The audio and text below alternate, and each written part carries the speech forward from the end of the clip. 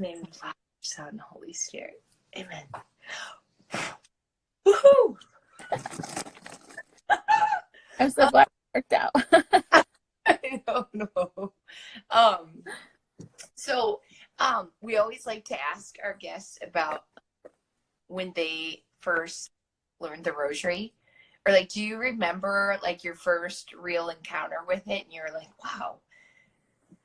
Well, I mean, I'm Hispanic, so the rosary has been a part of my culture my entire life. Even when I was saying I wasn't Catholic, even when I was a Baptist, it was kind of just like in my life, because my mom had this giant rosary in her bedroom, like hanging on the wall, and my aunts like pray the rosary all the time. And anytime there was a funeral, there was a rosary. I mean, you said the rosary, everyone knows, like, oh, so-and-so passed away. Okay, well, what time's the rosary? Like, it was just a normal thing in my life. But probably when I started actually taking it seriously was right after my uncle passed away. Well, as my uncle was passing away, his wife, my aunt, was like, we have to pray the rosary for him. So we were praying the rosary for him at his deathbed, and she led it. And I could just see the conviction that my aunt had in praying this rosary for my uncle as he was passing away.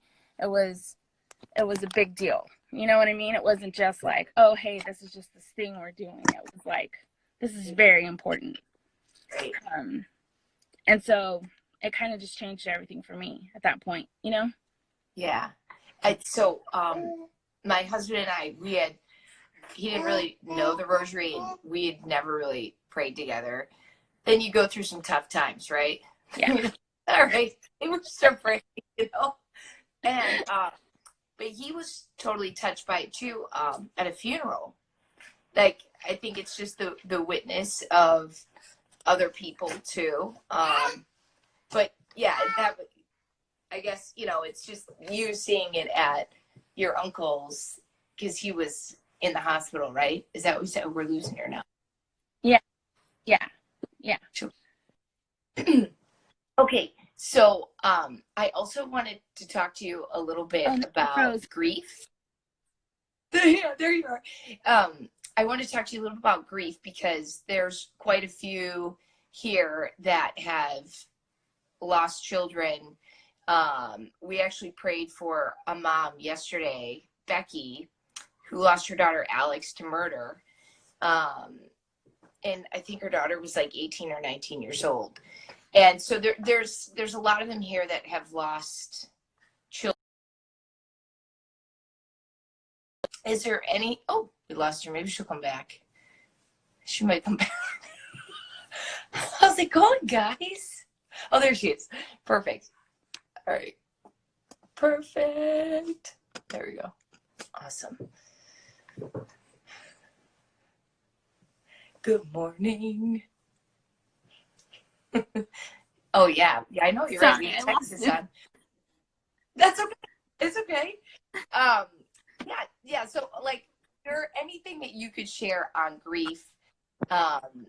Because you lost Anthony to suicide. And how long ago was that now? It was 3 years ago on Sunday. So it was March 8th, 2017. Oh my God. So this is, and we have like, because his funeral was a week and a half later, we have like a week and a half of grief. Like, right. But I guess the thing that I share the most, honestly, is that I think I learned the depth of the beauty of our Catholic faith, and that it doesn't matter how a grown adult with reason passes away. As Catholics, we pray for the dead. We do that because we don't assume to know where anyone is. And it isn't a lack of hope, but it is an intense hope in God's mercy that gives us the ability to have faith that we don't have to know. I don't have to look for signs of Anthony being in heaven, because I can just pray for him and hope in God's mercy. And that is a beautiful thing in a culture of anxiety and worry, you know? Yes. Yeah. So if I can do that, if I can have that kind of trust in God with my son's soul, then I can trust in God with everything, you know? And it just really releases a lot of the panic and anxiety of everyday life. It doesn't stop me from wishing bad things to not happen, but that's definitely not, I don't have that knot in my stomach that's like, oh no, you know, the worst case scenario is going to happen, because I feel like I've lived the worst case scenario. Yes. So I honestly think that in actually grieving, there's always a million ways to avoid grieving, a million, especially even in Catholicism, even in, you know, oh well, everything's gonna be okay because Jesus. It's like everything is gonna be okay because of Jesus, but you still have to feel your feelings. You still have to process. He gave us a mind and a body and emotions to process things. He processed things, and he was God. He cried for his friends when they died. He, you know, he mourned and grieved, and he wasn't fluffy Jesus. You know what I mean? Right. Like, right. Yeah. So I think we have to also process. That's so good. That's so good. Just taking a moment. And it's so in alignment. Yeah, Jill has her opinion too. When the nomadic monk was on, it's almost very much in alignment with what you said. He had said grief is the labor of trust. And it's this continuous trust in God. And I don't always know what that means, you know? Right? It's like, especially like in your situation, how do we do that, right? It's an everyday, moment by moment, step by step, right? Yeah. And I mean, and I think that God really broke it down for me. And it was, I don't trust in Anthony's goodness. I believe Anthony's good because he's my kid, but that's not where my trust is. My trust is not in my ability to control the situation, because I have no control here. My trust is not in my feelings of Anthony should be fine, or Anthony should be alive, or should this or should that, right? So my trust can only be in God, who knows everything and who loves all of us and who is merciful and just. And that's so it kind of felt like a little like mouse traps when I kept trying to get out through this way. Like, what about, because I love him, he should be fine. Like, God's like, no, but I feel like blah blah blah. God's like, no, the only option out of this little trap is to trust God. Like, that's it. That's the only way out, you know? It's so good. It's true. In all of us, right? That's, some of us may not know it or may not think it right now. Like we had the LFO singer on Monday, and he said such a great thing. He said most of us are just stressed because we're just managing our blessings. And it's like, that's right. Most of us, we're all stressed because like we have too much stuff, you know, like we're annoyed with our kids, you know, those are blessings, you know? So exactly. That was such a good point. But this was such a gift. Thank you. Thank you so much for having me. Too. I've always been following for so long, and I hope that today we can all learn to just trust a little bit more. Yeah, there you go, Jill, like baby. Yeah. So do you try to pray the rosary every day, or what's your kind of go-to prayer? So, I mean, really, my go-to prayer is like, what the heck is happening? But exactly. But I do try to. So at my parish, we have they right before the noon daily mass, they say the rosary every single day, Monday through Friday. So I try to go to daily mass, and I try to go early to pray the rosary in the main church where it's nice and quiet, and it just kind of feels like a little like escape from everything that's going on the outside, you know? Right. So I do try to do that as much as possible. Yeah. It takes me typically to it's sometimes it's nicer in the church because it's easier to become more meditative. Yeah. Whereas And it definitely feels like a pause, you know, like, Exactly. okay, all this crazy insanity is happening. Like, let's pause. And it's an intentional pause that reorients me towards God. Because it's so easy for me to just go about my life going, oh no, like this has to be done. This has to be done. This has to be done. And to lose sight of the fact that, well, maybe if you put this grocery list against eternity, which how important is it? You know, so you should get it done again, not with that panic. Right. Yes. Right. Sorry, she's being a little fussy. It's okay. So I'm also curious, are there, because we also hear a lot where their kids are struggling with the depression and anxiety, teenagers. Is there anything that like we can do to help them or, yeah.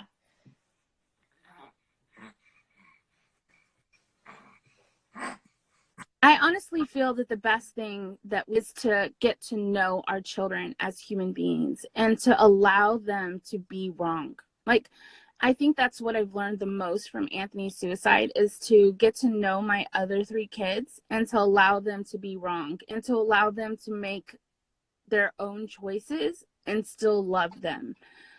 Now, there comes a point where if your choices are being damaging to everyone else, then we'll make a different decision. But as long as it's just your, you know, political beliefs or your whatever the case might be, then it really has become an open dialogue with my kids where they can tell me anything that's going on with them, including, I mean, I don't know any suicide loss survivors who do not at some point themselves become suicidal. So my children have been honest with me about those kinds of thoughts and feelings. And that has really, I believe, saved all of our lives, because I think it's so dangerous when people are inward and don't talk about it or talk about how they're feeling hopeless or suicidal. And it requires kind of the same balance as like the coronavirus, where you have to be prepared and realistic, but not freak out, you know? Yep. And so I think that, to me, that's the best thing parents can do. And it's not easy, especially for Catholic parents, because we want our children to be good Catholics, right? We want them to grow up and be good Catholics. But sometimes our kids are going to go through a period of being horrible people. Like my children have had those moments where I'm like, oh my God, what are you going to do with my kids? Because they're like extremely awful. They all have their moments. And so do we, right? Yeah, but like I was telling my priest the other night, like if you disown your kid, so I have a child who came out as same-sex attracted, and if I had disowned her at that moment, I would have missed the beauty of her now observing Lent for the first time in 5 years. Wow. Of praying the rosary every day, even though she's not ready to go back to mass and receive communion, because she understands what the Eucharist is. It's not a matter of rejecting God. It's like a matter of respecting him, even as she says that she doesn't believe in him. But I would be missing out on this process, and this process is beautiful because it's God. It's what God's doing in their life. And so I've had to learn how to just step aside and mind my own business in a way, like pray for them and love them and be their mother, but allow God to step in and do God things in their life, you know? Yeah. It's often this illusion of control, right? Yeah. We want to control, but it's really an illusion. We need to let God control. Yeah, he's in control and he's got it. Like he really doesn't need much from us except what he's asked of us, which is to love our children the way he loves us, which is unconditionally. We can do anything and always turn back to him, you know? And so we have to be that place for our children as well. Right. So we had, there was at our child's old school, we had a child in, it was either 6th or 7th grade. He was 12 and he committed suicide. And that was, oh, wow. Yeah, it was probably like, it was last November, like, so that like a little over a year ago. Yeah, we were all very startled. But he was on the technology, like at school somehow, like he got on. These kids are smart. So, you know, like some people say school could have taken more precaution, but I think that he somehow was able to get on, and then that's when he was starting looking up, you know. Yeah. There was bullying, and then there was also, he was researching different ways, and it's just been so devastating for the family. And yeah, and I'm just such a complicated, everyone wants this silver bullet, and I just don't think that there is one other than relationship. Like, I just feel like we are kind of losing the ability to relationship with our extreme right or left or black or white or this way or that way or my way or the highway. Like, this extreme, my priest said we're not able to hold two truths in tension, so we let go of one. So it's true that you can be a devout Catholic who believes in the sanctity of marriage, and also that you can love your gay child at the same time. Like, you can't, it's hard, it's not easy, but you can do it without dropping one or the other. You can be, you know, a devout Catholic and also live in a world that isn't all Catholic, you know? right. And in right. fact, that's our mission. That's our mission. I always look at St. Paul. Like, St. Paul didn't run from the secular world. He ran into the pagans and was like, hey, what are y'all doing today? What are we talking about? You know what I mean? Like, St. Paul was up in the pagans' business. Like, tell me about your God and I'll tell you about mine, you know? We have to have that boldness. I feel like. And I think sometimes what we all forget is that we all belong to each other. So God is in you. God is in each one of us. So we actually all belong together. Like you said, it's in relationship, right? Like that's like the Holy Spirit. That is what God is. I think of God as like in relationship. But I'm sure there's a theological answer to that, but I don't know. So guys, don't think I'm any expert on that. That's just what I think. Yeah. That's what I think, right? We all like Jesus is in each one of us. And it's to like bring that out. I agree with you. Yeah. We are the church. Yes, exactly. Yeah. This was so great. Yeah. I mean, I could talk to you all day, but I'm sure everybody's got to get to work. But thank you so much, Leticia. Thank you.